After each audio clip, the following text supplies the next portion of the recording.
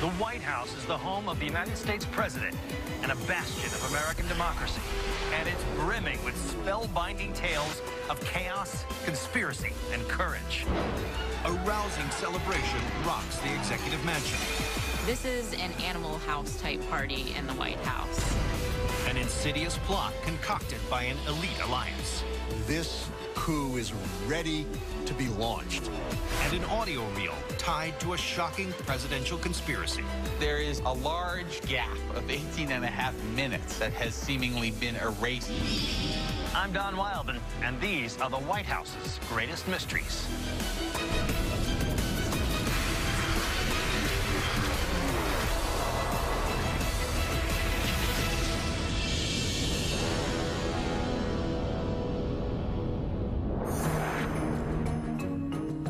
Spanning 6 levels and nearly 55,000 square feet, the White House is perhaps the most iconic structure in the U.S. And since 1800, this magnificent edifice has been the residence and primary office of 43 heads of state who have guided the country through war, peace, and prosperity. Inside the towering stone walls of this neoclassical building, 132 sumptuous rooms, adorned with priceless portraits and presidential mementos, serve as a living museum of American history.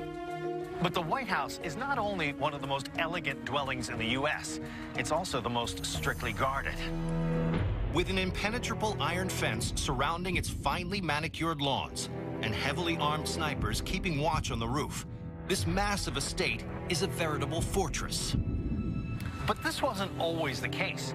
In fact, nearly 200 years ago, one event at this noble manor turned into a raucous free-for-all that sent the commander-in-chief running for his life.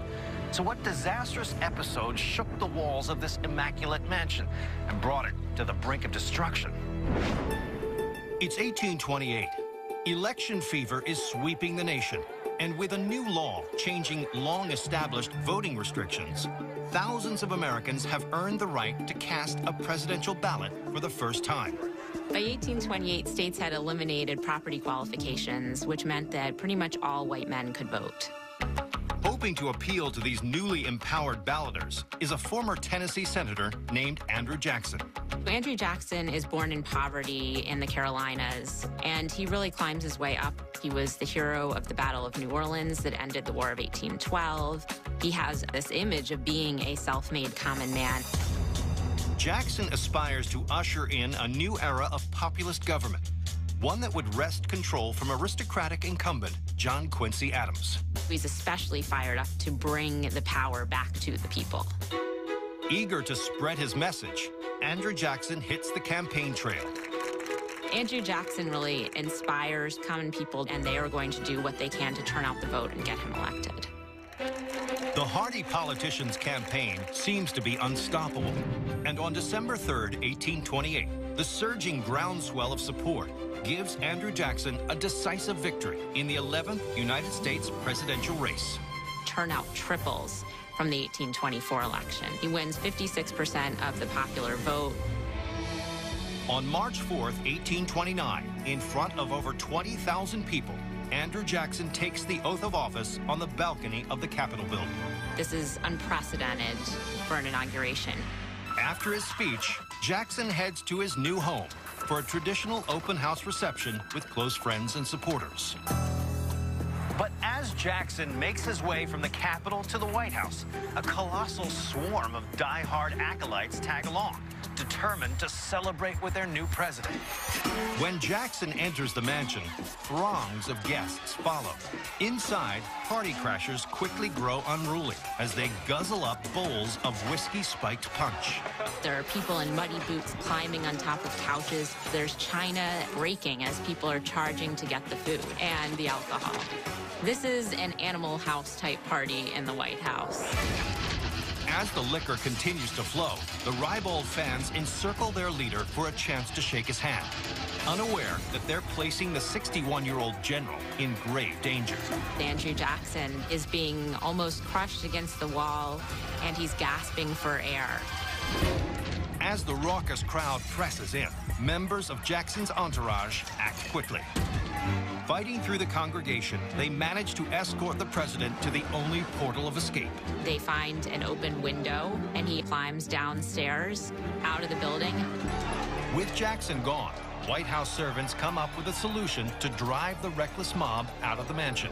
They carry large barrels of spiked punch out onto the lawn. The drunken revelers follow the booze outside.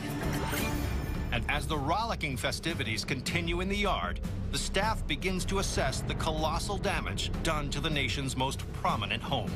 There is spilled food and punch all over. A number of the furniture pieces are ruined. There's broken glass, broken china. It actually took them about a week to clean up the White House so that Andrew Jackson could move in. In the wake of the debauchery, Congress allocates $50,000 to renovate the battered dwelling. But in addition to purchasing new furniture and glassware, Jackson uses a portion of the money to add an impressive feature, the famous North Portico. Aside from the inaugural debacle, Jackson's election is seen as a defining moment in American history. The country had been seen more as a republic before, and now this is rule by the people.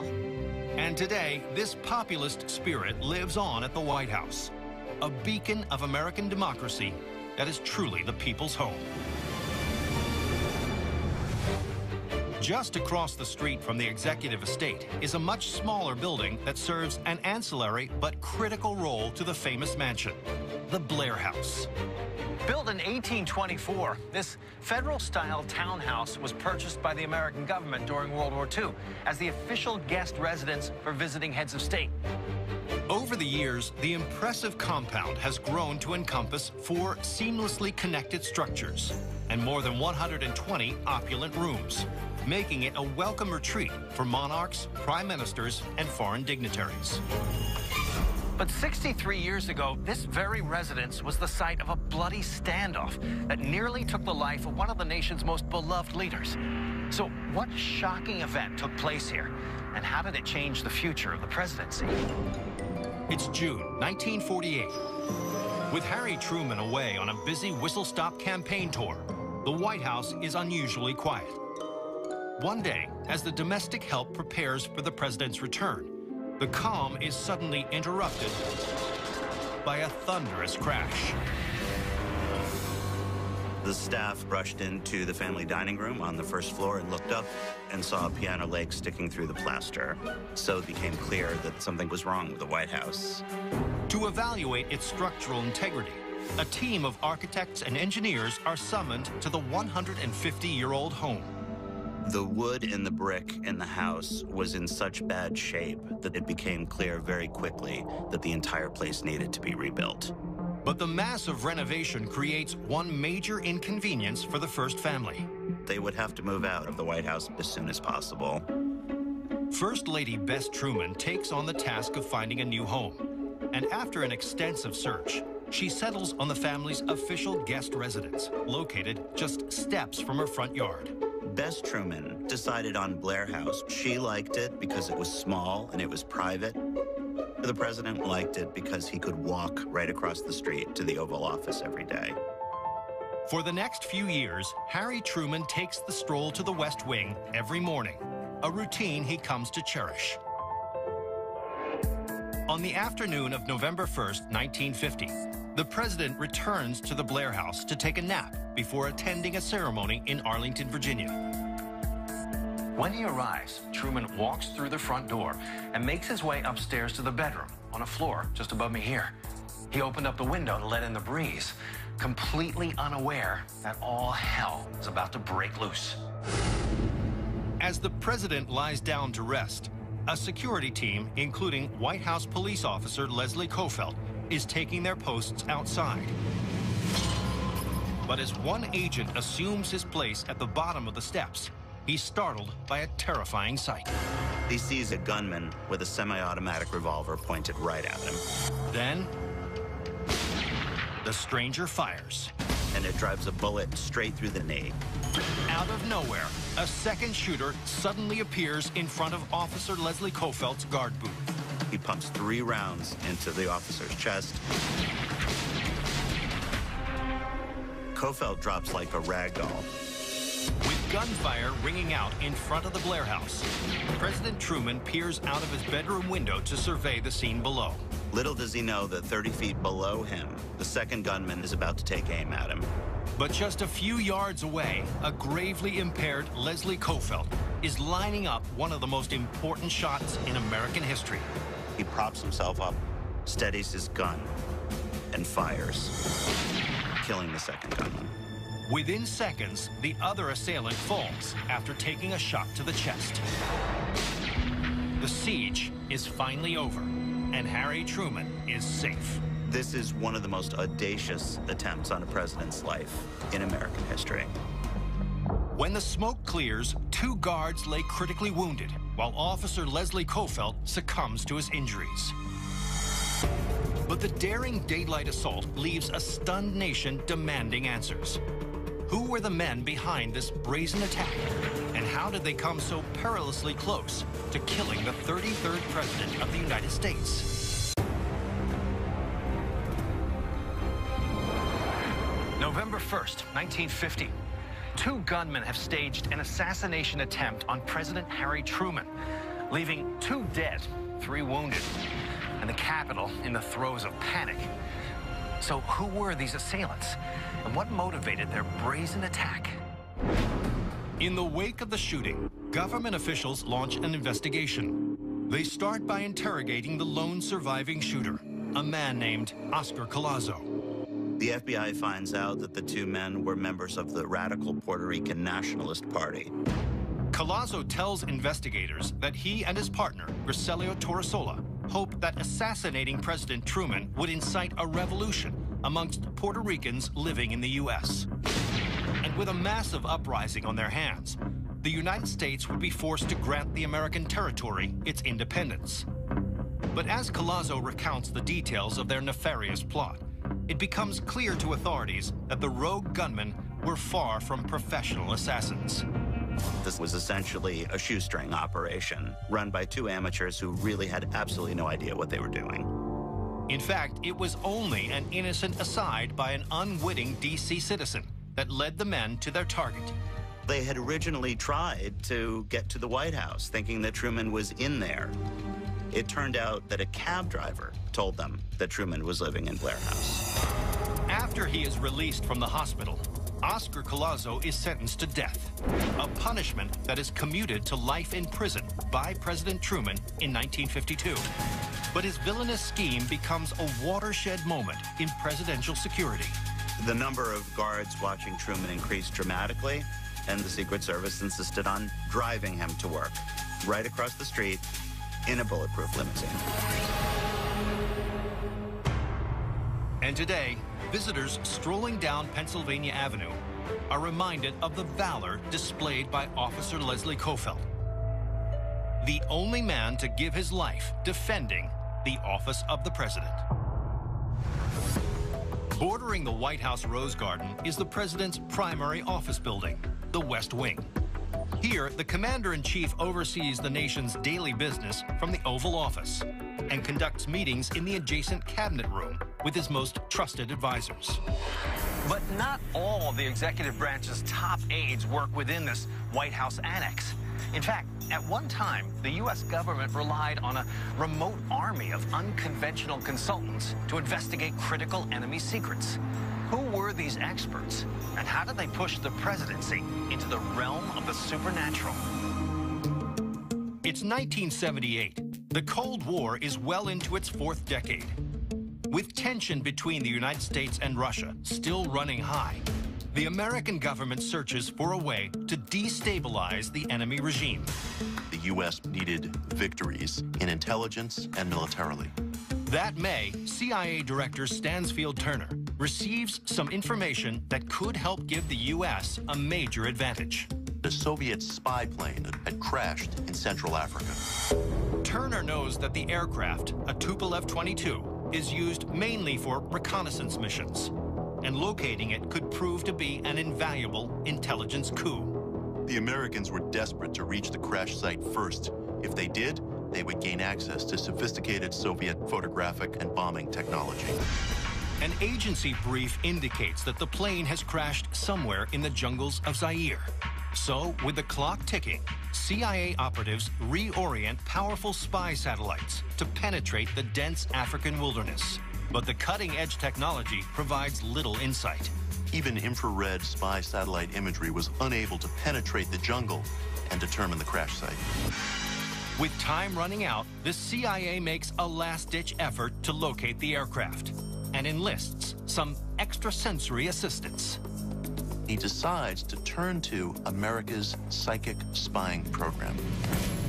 For 6 years, the U.S. government has been evaluating the military use of ESP by conducting tests on a small army of second-sighted citizens. These CIA-funded studies have found the most success with a clairvoyant tactic called remote viewing. Remote viewing is a form of ESP in which a psychic is able to send his or her consciousness to another location and receive images and all kinds of sensory information. After receiving the CIA's urgent request, a team of scientists at Wright-Patterson Air Force Base in Ohio recruit their most skilled remote viewer. A scientist takes a picture of a Soviet T-22 and says, "Here is your target, and we need you to find it." After studying the image, the woman closes her eyes, seemingly entering a trance-like state. Then, the scientist hands over a piece of paper and a pencil. She starts to trace out a river with the wreckage of a plane extending from it. As she continues sketching, an image emerges of two bisecting bodies of water and a large mountain range. She winds up producing a vivid aerial shot of what is thought to be the crash site. In fact, the psychic's work is so detailed that a scientist is able to match her drawing to a topographical map of Zaire. They are able to provide a set of coordinates to a CIA team that's hunting for the plane, and they begin to close in on what they think is its location.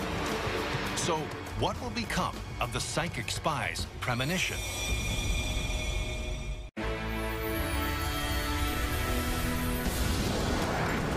It's May 1978. Desperate to retrieve intelligence secrets from a downed Soviet reconnaissance plane, the CIA turns for guidance to their top secret weapon, a psychic spy. Now, a field team in Africa is en route to a location foreseen by their extrasensory agent. So, will they reach the aircraft before their Russian adversaries? As the agents approach the coordinates, they are shocked by what they find. Sure enough, they see the tail of a plane sticking up. Incredibly, the remote viewer has found the coveted Soviet craft. Officials quickly abscond with the satellite and communications hardware before rushing back to headquarters in Kinshasa. With the Soviet secrets in hand, CIA Director Stansfield Turner contacts President Jimmy Carter to share the good news. The president is thrilled, but he's also incredulous at how all this happened so quickly, and he asks Turner, "How did you do it?" Concerned about how Carter will react to the CIA's paranormal strategy, Turner timidly mentions the role of the clairvoyant agent. He's not shocked, he's intrigued, and he feels it was a commendable job by everyone involved. It's a significant victory for America's nascent ESP program over their Soviet foes, who have reportedly spent millions on their own parapsychology research. They've been using psychic spying more or less since the age of World War II. Emboldened by the success of the Tupolev 22 mission, the American government funnels more money into psychic research, with special emphasis on remote viewing. By the mid-1980s, they lay claim to having discovered hidden Soviet weapons facilities and the holding place and health of some of America's hostages in Iran. But as the Cold War comes to an end in the early 1990s, the CIA is ordered to reevaluate the efficacy of the remote viewing program. The CIA-appointed panel ultimately concludes that the program at best had mixed results and that its existence is no longer justified. So in 1995, the U.S. government brings over 20 years of psychic warfare to a close. Clinton defunds the psychic spying program and declassifies some of its documents. Today, psychic spies seem like whimsical inspiration for a Hollywood blockbuster. But at one time, they were the White House's most secret weapons. Constructed in 1824 under President James Monroe, and with its upper balcony added by Harry Truman, the South Portico is one of the White House's most iconic architectural features. And visitors who peer out between the grand porch's 6 stone columns can catch a glimpse of the country's front yard, the National Mall. This 146-acre expanse, designed as a dignified home for cultural institutions and breathtaking memorials, attracts 24 million tourists every year. The wide open spaces and close proximity to the executive mansion have also made the mall an ideal location for civil rights demonstrations and anti-war protests. But just over 80 years ago, a group of disillusioned nationalists planned a march on the nation's capital to achieve a much more sinister objective. So who were these men? And how did they threaten to destroy the very foundation of American democracy? March 1933. President Franklin Delano Roosevelt is sworn in during the depths of the Great Depression. With rampant Wall Street corruption abetting the economic crisis, FDR enacts sweeping new legislation to monitor the country's large corporations. He calls it the New Deal. The New Deal is a series of major governmental interventions to get the economy going, to regulate the abuses of business, and aid individuals. For many impoverished citizens, Roosevelt's program offers hope in a desperate time. But one alliance of rancorous businessmen views the president's new policies as nothing more than a spiteful attack on capitalism. They're known as the American Liberty League. The American Liberty League is a political organization designed to oppose high taxes and government regulation of the economy. Among the group's legions of disciples is a mid-level executive named Gerald McGuire. Gerald McGuire is a bond salesman, and he's trying to figure out ways of stopping the New Deal. McGuire begins studying alternative economic models and finds inspiration in a controversial political phenomenon gaining traction overseas. He is very much influenced by fascist movements in Europe. He wants a strong corporate state run by a dictator in the interests of big business. But it's the swift rise to power fomented by these autocratic states that gives McGuire a radical idea. McGuire doesn't want to just change policy or move public opinion. He wants a coup to overthrow the government. In December 1933, McGuire presents his bold scheme before leaders of the American Liberty League. Desperate to protect their profits, the wealthy executives embrace the brash idea. But they're lacking one important element. The League needed a charismatic leader in the United States to guide the March on Washington and take over the government. The group thinks that man could be an outspoken World War I general named Smedley Butler.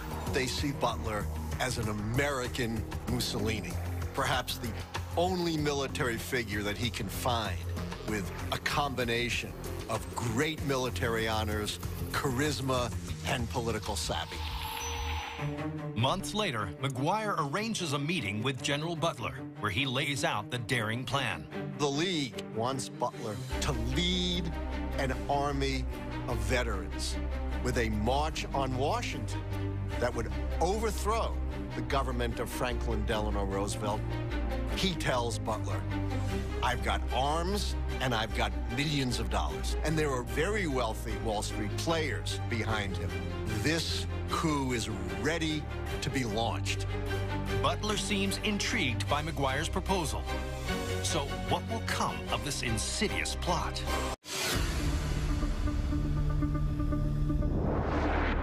It's 1934.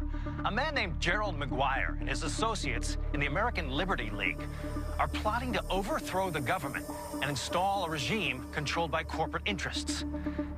after approaching decorated war hero Smedley Butler to lead their coup, it seems the final piece of the puzzle is in place. So, what will become of this daring sedition? As Gerald McGuire waits for General Butler to formally agree to his offer, the League's progress is halted by an unexpected hitch. Joe McGuire gets a subpoena to appear before a new congressional committee. In November, McGuire stands before a group of representatives who question him about his treasonous activities. And he is shocked when he learns that the details of his hostile takeover have been leaked by the very man he hoped to lead it, General Smedley Butler. Butler has always been acting as a double agent. He was a true patriot who believed in American democracy. The general tells the committee that McGuire's frightening conspiracy has been bankrolled by some of corporate America's most powerful companies. Butler definitely thinks that the DuPont brothers and partners of J.P. Morgan are involved. McGuire quickly dismisses the allegations, but the congressmen are unconvinced by his denials. And soon, they release a report detailing General Butler's claims. But the shocking accusations seem to fall on deaf ears. The most influential publications in the country kind of dismissed it as a fantasy. But with only Butler's testimony to go on, the House committee never subpoenas the suspected conspirators. They didn't have hard evidence, and they didn't want to create chaos and division in the country. Within months of the hearings, talk of the foiled coup disappears from the American consciousness, along with its progenitor, Gerald McGuire. McGuire dies from natural causes. Over the next few years, the American Liberty League continues to remain a thorn in FDR's side. But the success of the president's economic policies forces the group to dissolve in 1940. And today, on the hallowed concourse of the National Mall, memorials dedicated to the legacy of patriots like General Smedley Butler remind visitors of the brave men and women who have fought to preserve the integrity of the White House. Connecting the White House to the Capitol building is the nation's corridor of power, Pennsylvania Avenue. For over 2 centuries, senators, representatives, and government appointees have traversed this bustling thoroughfare on their way to execute the duties of their respective offices. But some in these circles have fallen prey to the corrosive influence of money, power, and sex. In fact, just over 50 years ago, one bawdy district attraction triggered a scandal that struck at the very heart of the United States government. So what salacious incident threatened to topple one of the country's most revered presidents? It's 1962. The United States is mired in a global fight against the spread of communism. With the Cold War reaching an apex and American troops encountering major combat in Vietnam, lawmakers are gripped in a perpetual state of anxiety. To blow off steam, many of the political elite retreat to a private upscale lounge close to Capitol Hill called the Quorum Club. The Quorum Club was a place for Washington power brokers. They would drink and they would schmooze. But there's one main attraction that draws legislators to this swanky watering hole. The club was a front for a call girl ring, and there were quite a few beautiful young women who serviced the members of the club. But there's only one that evokes the desires of every nightly visitor. Her name is Ellen Romich. Ellen Romich was a 27-year-old Elizabeth Taylor look-alike. Everyone who met her talked about how beautiful she was. One night, the striking brunette catches the eye of an influential Southern lobbyist. He asked her if she would be interested in meeting with his good friend. The gentleman's old pal just happens to be the President of the United States, John F. Kennedy. Despite his inspirational leadership, Jack Kennedy had one potentially fatal flaw: his unlimited appetite for beautiful women. Certain that Romich is just JFK's type, the man whisks her away to the White House for an evening of entertainment with the commander-in-chief. Kennedy was immediately taken with her beauty, and he was also taken with other skills and attributes that she had. It's the start of a steamy affair. And over the next few months, Kennedy arranges regular trysts at the White House for his glamorous paramour. But little does the president know, there's more to this new seductress than meets the eye. On July 3rd, 1963, FBI Director J. Edgar Hoover arranges an urgent meeting with JFK's brother, Attorney General Robert Kennedy. Hoover had been investigating the Quorum Club for some time, and he knew about Kennedy's relationship with Ellen Romich. And the director believes that the Romich affair is not only threatening to tarnish the president's public image, it's unraveling the very fabric of American democracy. What terrifying secret is this seemingly innocent beauty hiding? And how is it jeopardizing the state of national security?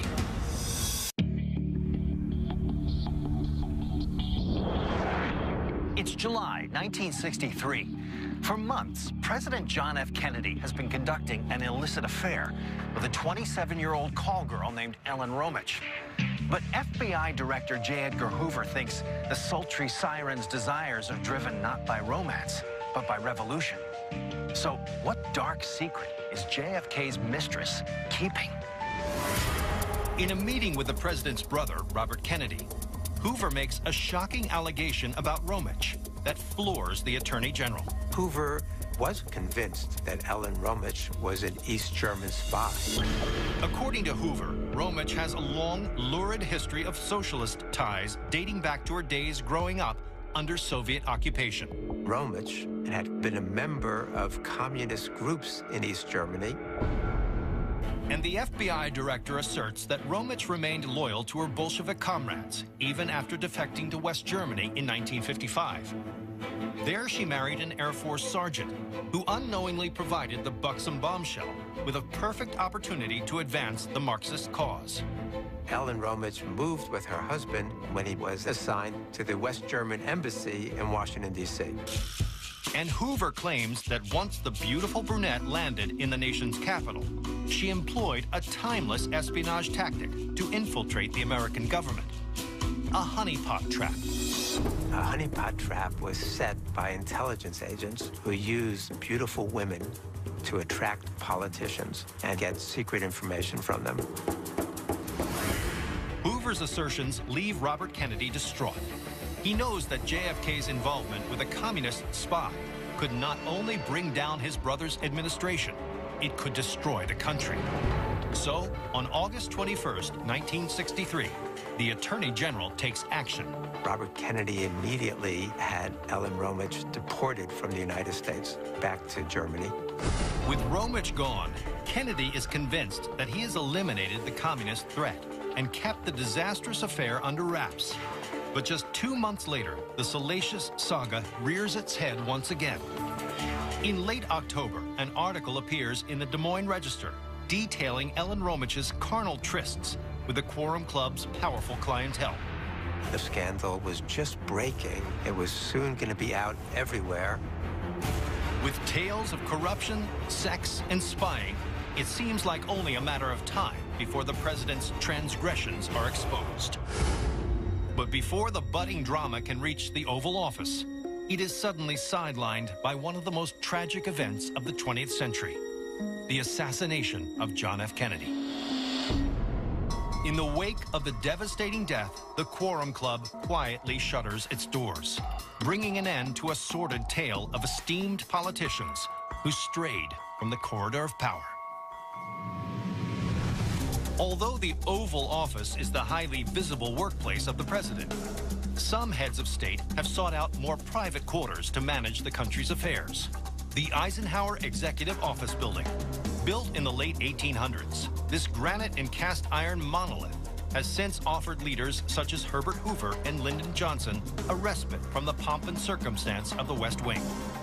But for one commander-in-chief, this satellite office provided something that was critical to his administration: secrecy. And 40 years ago, it played a central role in one of the 20th century's most shocking scandals. So what devious event transpired behind these doors?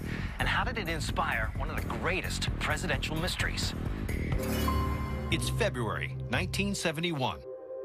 Richard Nixon is beginning his third year as president. Having aspired to reach the White House for decades, the former VP is determined to ensure that his administration is fondly remembered. Nixon is above all concerned with controlling his legacy, trying to shape how future generations will view the Nixon presidency. So, Nixon tasks the Secret Service with a covert operation. The Secret Service puts in a taping system to record pretty much all his conversations in the White House, but also in his hideaway office in the old executive office building. He wants these tapes so he can use this information to tell the story of his presidency his own way.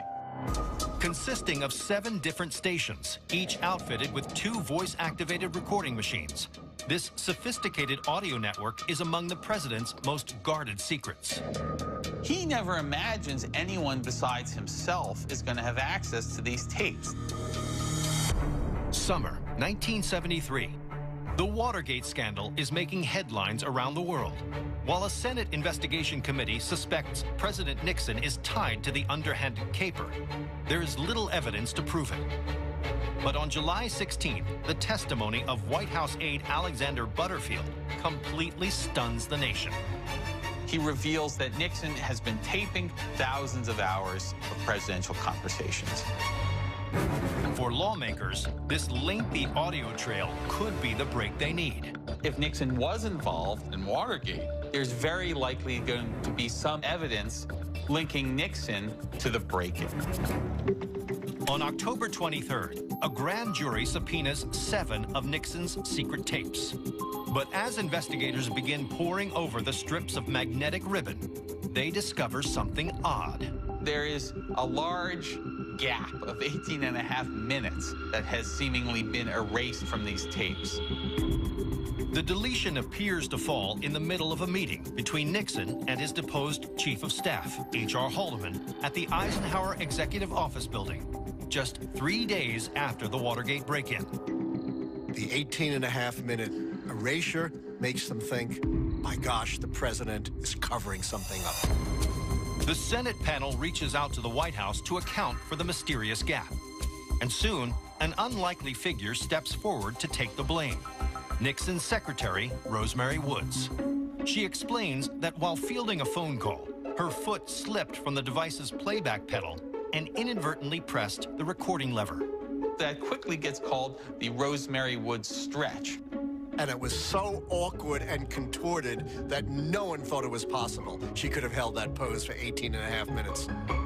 So, on April 16, 1974, government prosecutors issue a subpoena for an additional 64 tapes, one of which provides unassailable proof of Richard Nixon's role in the shady scheme. The so-called smoking gun tape shows the president himself involved in trying to get the CIA to stop the FBI from investigating Watergate. On August 8, 1974, Richard Nixon makes a stunning announcement. I shall resign the presidency effective at noon tomorrow. Nixon becomes the most disgraced president in American history. Following his downfall, a betrayed nation is left with a handful of questions, one of which outweighs them all. What is on that 18.5-minute erased segment of the Nixon tapes? The mystery leaves many to assume that if the president failed to delete the evidence on the smoking gun tape, the 18.5-minute erasure must be concealing something much more calamitous. Nixon did not want this to become public. But in the years following his presidency, new information comes to light that suggests that Nixon could have been hiding something far more nefarious than ever imagined.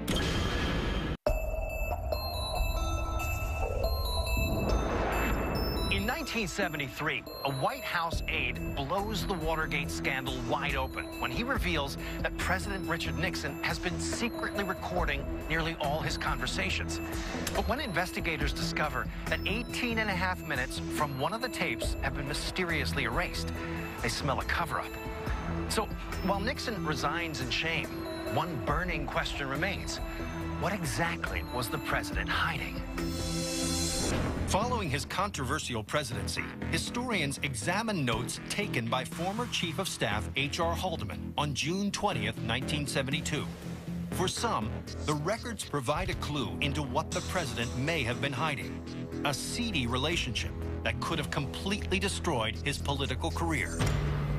According to Haldeman's ledger, less than an hour after the erased conversation was conducted, Nixon made a call to an associate of a man named Anthony Provenzano. But Provenzano was known not for his politics, but as a mercenary in the nation's most notorious crime syndicate, the Mafia. And digging deeper, historians discover FBI records that establish a tie between Nixon and the infamous mob underworld that spanned more than a decade. During his first campaign, mobsters did put money behind Richard Nixon. Some say that the Nixon campaign received some $300,000 in return for pardoning Jimmy Hoffa. But declassified CIA documents show that during his first presidential bid in 1960, Nixon attempted to use his Mafia connections to achieve a much more sinister aim, one that he hoped would ensure his place in the Oval Office. Richard Nixon, when he was vice president, was involved in a plot to kill Fidel Castro, involving both the CIA and major mob figures. If he had succeeded in getting rid of Fidel Castro, that would have been a huge boon in his 1960 campaign against John F. Kennedy. And it's speculated that during the 1972 presidential race, a paranoid Nixon learned of a dossier housed at the Democratic National Committee headquarters, linking him to the unholy CIA-Mafia alliance. So, to ensure that the diabolical plan never went public, some believe that the cunning commander-in-chief ordered a team of intelligence agents to get rid of the evidence. But in the wake of the Watergate debacle, it's theorized that Nixon took drastic actions to cover his mob associations, including erasing 18.5 minutes from a purportedly incriminating tape. The very tools that he is trying to use to shape history become, ironically, the ones that bring him down. For decades, historians have tried to salvage the missing audio, to no avail. And until technology can unlock the erased recording, the exact contents will remain one of the White House's most enduring mysteries. From a psychic vision to a spying vixen, an underhanded plot to an uncontrollable party. I'm Don Wildman, and these are the White House's greatest mysteries.